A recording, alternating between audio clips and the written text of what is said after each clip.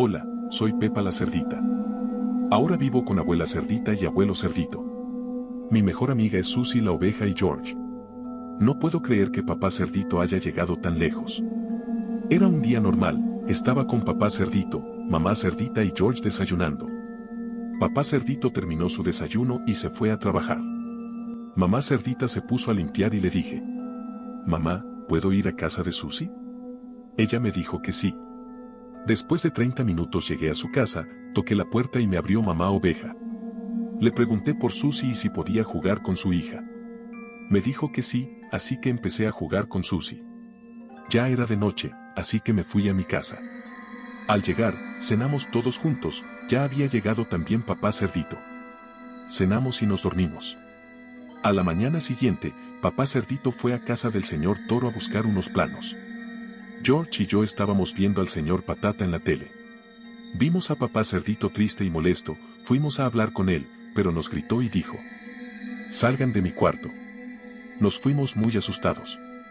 Después escuchamos a papá Cerdito decir: No puedo creer que mamá Cerdita me haya engañado con el señor Toro. Me asombré al escuchar eso, pero George no entendía por qué era muy pequeño. Pensativa, me fui a dormir. Al día siguiente, mamá Cerdita nos preparó el desayuno y preguntó: ¿Dónde está papá Cerdito?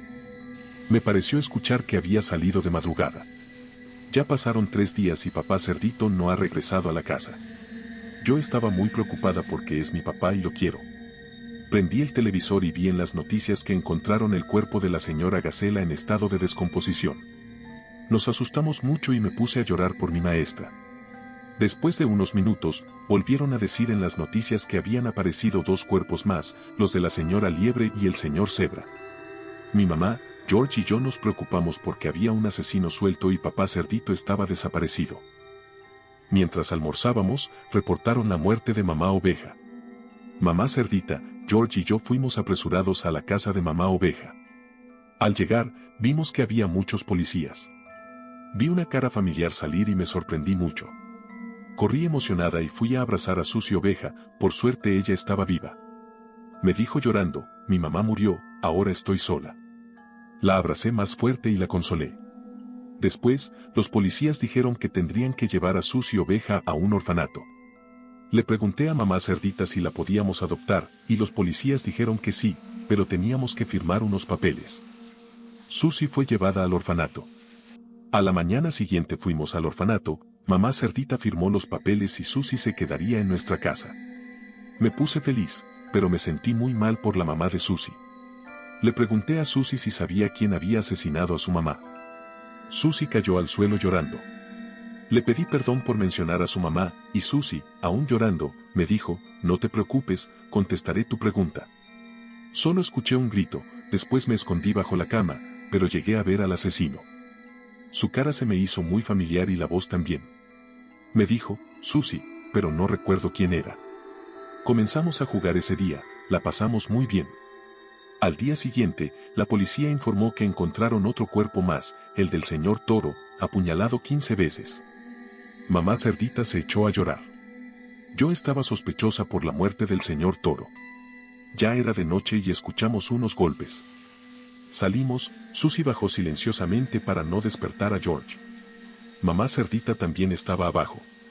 Abrimos la puerta, pero no vimos nada, solo una nota. La leímos y nos sorprendimos: Hola mamá Cerdita, soy papá Cerdito y sé que te arrepentirás de haberme engañado con el señor Toro. Tú también estarás muerta pronto. Todas nos asustamos y decidimos llamar a la policía.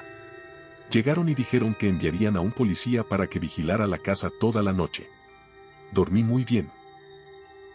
Amaneció tranquilamente, bajé para desayunar, pero mientras bajaba las escaleras vi una escena que quedará grabada en mi memoria para siempre.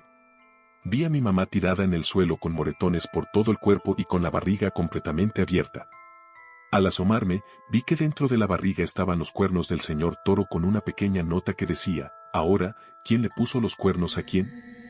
Subí corriendo las escaleras hacia mi cuarto para ver si mi hermanito estaba vivo. Afortunadamente, ahí estaba, dormidito. Fui al cuarto de invitados y también Susie estaba dormida. Bajé las escaleras rápidamente para ver cómo pudo entrar mi papá, porque afuera había un policía.